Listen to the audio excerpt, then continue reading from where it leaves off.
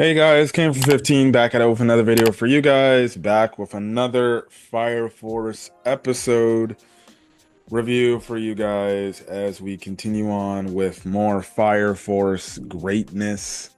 Now this time I am solo. My co-host the Red Wolf, he is on a vacation, a trip, which will be going on 2 week. Well, in 2 weeks, we'll be going on our own little vacation down to San Diego. But he is on vacation in Tijuana. Gonna go see some family. So you're getting me solo for the next 2 weeks. So, we kind of get a conclusion to the start of this season of this little mini arc we have against the um white clad members. And yeah, we obviously retreat for now, and then we also find out some more revelations at the end of the episode, which is going to cut more into next week, which I'm looking very much excited to see. But my goodness, man, this show is definitely getting darker, and yeah, a lot more evil. But basically, at the end of the episode from last week, we had it where Benimaru, who's wearing a mask, is there. Now, the reason why he's wearing a mask is because with the fact that the Fire Squad, Fire Force Company 8 is basically, I guess you can say, criminals in the eyes of the Empire, right? They're basically, the bad dudes, right? Um, Basically, Benimaru's assistant's like, hey man, I think you need to wear this mask because if you get caught in broad daylight, and everything, and your face is seen, people will be basically enemies too. So we cannot have that happen to us, because if that happens to us, then we're basically screwed, right? Basically screwed. Because of it being basically because of everybody being, you know, screwed, and that wouldn't be good because it's like, well, then people will be after them, and people know where Fire Force Company Seven's at. It wouldn't be a smart idea to do that. So he wears the mask. It's clearly Benimaru. The White Cloud members, they tried to attack Benimaru, but Benimaru basically holds them off, and he actually blocks them. Like, he blocks a good chunk of their attacks, right? And they really realistically do nothing to him. Now they clearly know it's Benimaru. They're just playing, I guess you could say. I guess they're playing along. I guess the evangelists are playing along. I don't know.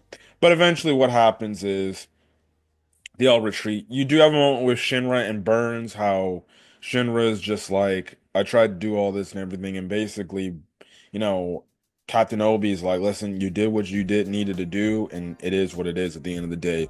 Like, don't feel disappointed by what happened.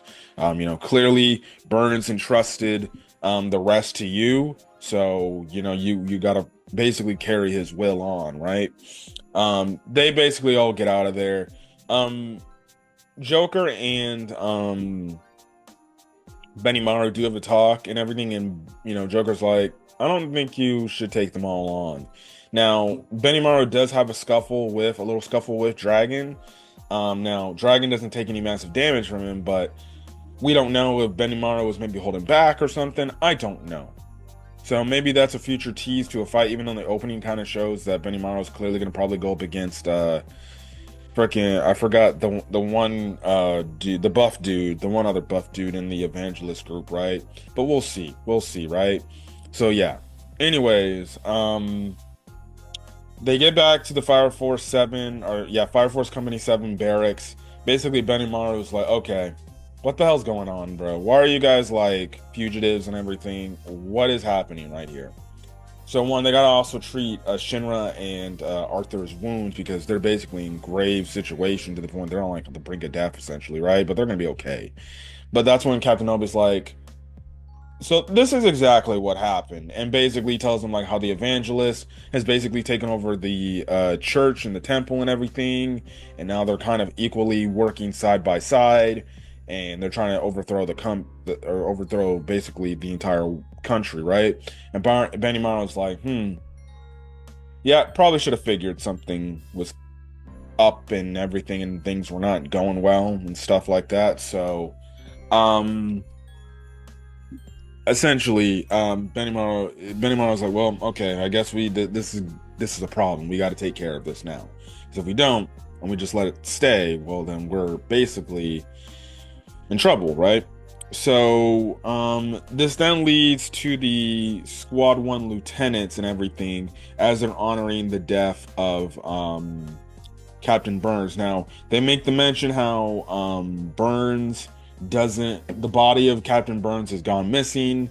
They're just basically holding an empty, you know, empty casket, and they clearly know, like, no, this is some BS, bro. There is, nothing. They obviously, the news has already reported, like, Fire Force Company 8 is basically fugitives, and Shinra Kusakabe killed Captain Burns, instead of saying it was actually the Evangelist using a demon infernal to kill Burns. But, that's not going to get out because they got the whole, propaganda, and everything. And the lieutenants know, like, nah, something smells fishy, or this ain't right. This is not this is not the truth, right? So you have it where Kareem and Huo Yan, what is it? They kind of have a reminisce to a flashback moment with Burns. And basically Burns essentially tells him, like, look, I'm gonna follow this path. But you guys are basically the future, and you guys are basically the future of this country. So when you feel like something is up, you need to go act on that. Me, on the other hand, as much as I would love to, I'm just gonna follow what I'm supposed to follow, and I'm following the Holy Soul. But you guys, you can go away from that, because if there's something that's gonna come up that's gonna be down the road, probably bad, you guys are the ones to help further this change that is needed, which we see at the last of the episode, right? So there's that. And then you get the ending part of the episode where Hibana is basically, or goes back to basically the chapel that she and Iris were raised in, along with the other sisters that were there, and everything. And she's just trying to break down into more things about these doppelgangers and all, again, the spontaneous human combustions and stuff like that. Everything, right? So she goes on further. You did get a funny interactive scene with, I guess, this one lieutenant dude, or this one dude in her squad, where I guess he just likes to hit on these girls, but she basically told him, like, it's not, what you're doing is disgusting. Like, if you think girls are gonna be attracted to you, like, no. You're just, because, like, he was trying to, like, hit up this one girl, like, I guess, or something, and she was just like, yeah, no, I want nothing to do with you, dude. So I found that to be quite funny, because she was like, please stay away from me, I want nothing to do. And Hibana just comes like, the lady does not want nothing to do with you, get the hell away from her. And actually, she even told him, like, to get a haircut. The dude's thinking, like, Hibana must have a thing for him, right? No, Hibana has a thing for Shinra, bro. I don't know if Shinra and Hibana are, like, gonna be endgame or whatever. I don't know. Personally, if you ask me, in terms of the girls that Shinra's shipped, we do know he kind of has an affection for Iris, so maybe that's endgame. I don't know. I think Hibana again gives me Boa Hancock vibes anyway, so she's more than likely not going to win anyways. I don't, if they were ever gonna hook up Shinra with a girl, I'm guessing it'd be Iris, especially if after we get these similarities. But anyways, she ventures in to the chapel, and she gets these flashback memories and everything about her past and the time, or about her past in the chapel and everything. And she goes further, and then she sees this, how can I say this? This what is it? This relic or whatever. I forgot how they called it in the episode, where, like, the sisters were never supposed to go to in the past. We see why they weren't supposed to go there too, but regardless, right?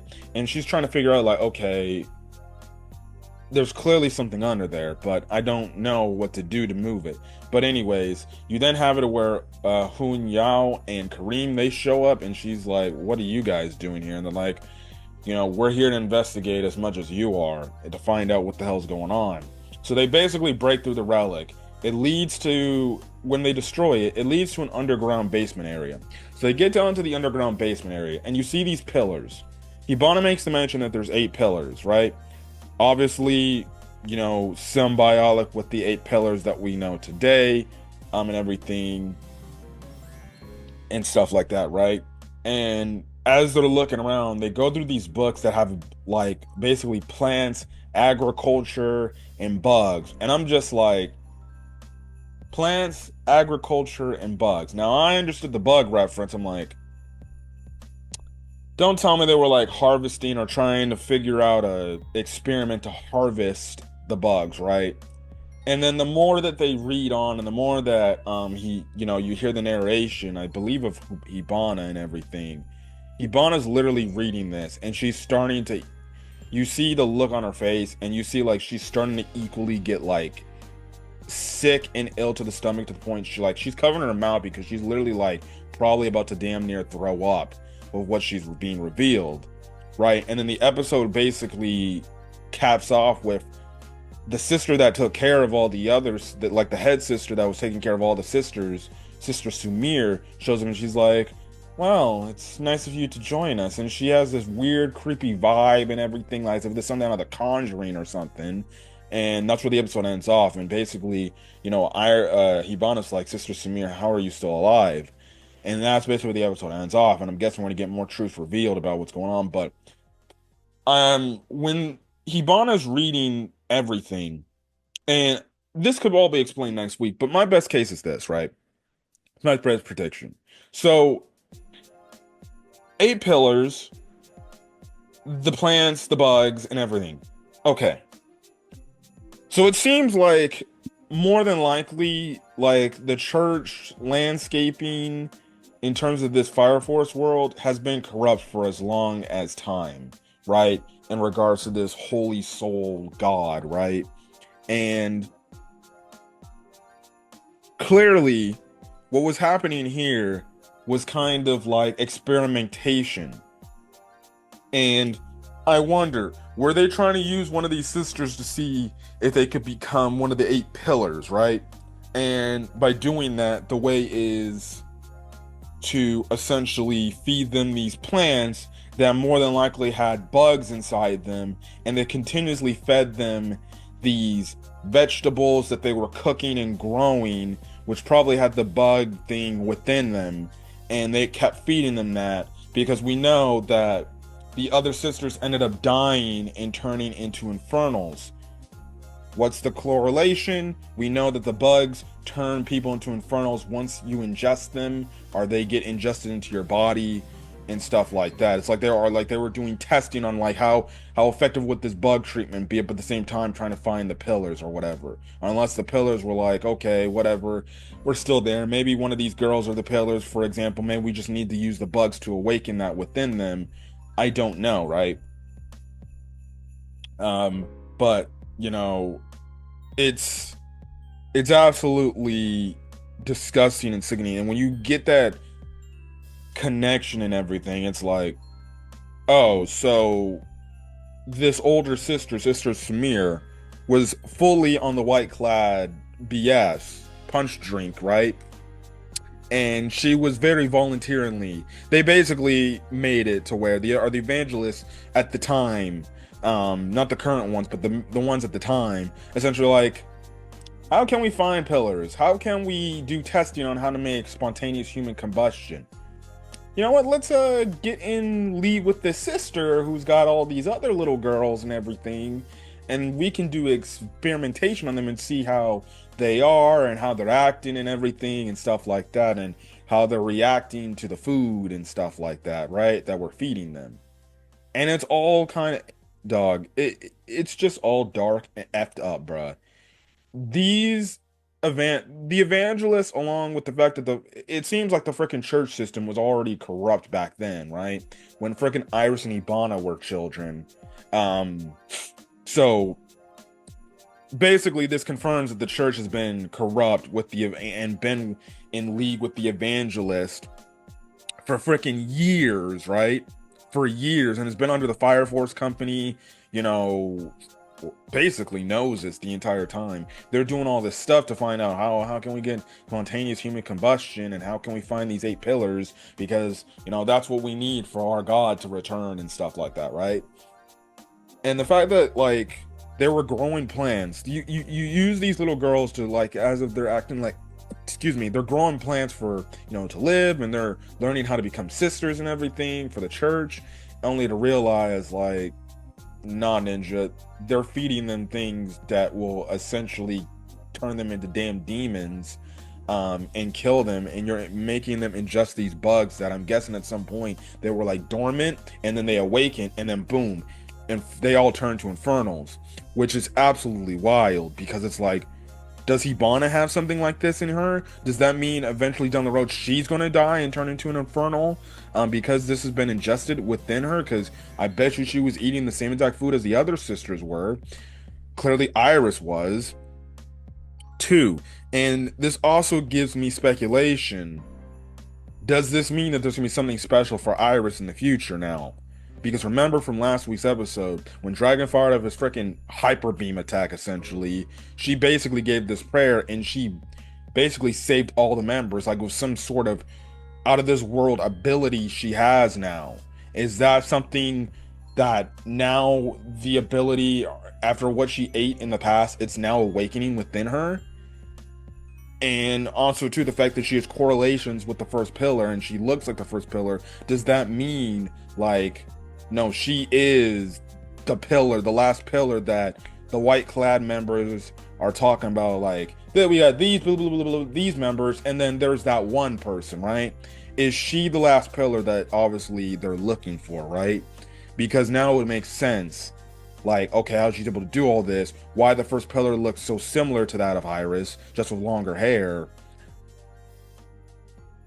Dog, what the hell is going on with this story? I don't know, bro. But all I know is it's dark, and we're gonna get some effed up backstory going forward, especially with Sister Samir showing up out of the blue. She looks like she hasn't aged a day in her life. I don't know what the hell's happening right now. Fire Force is on crack.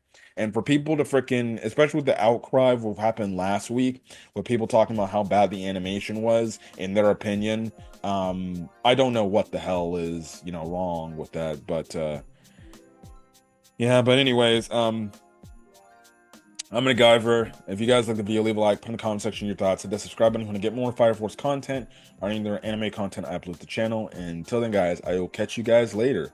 Peace.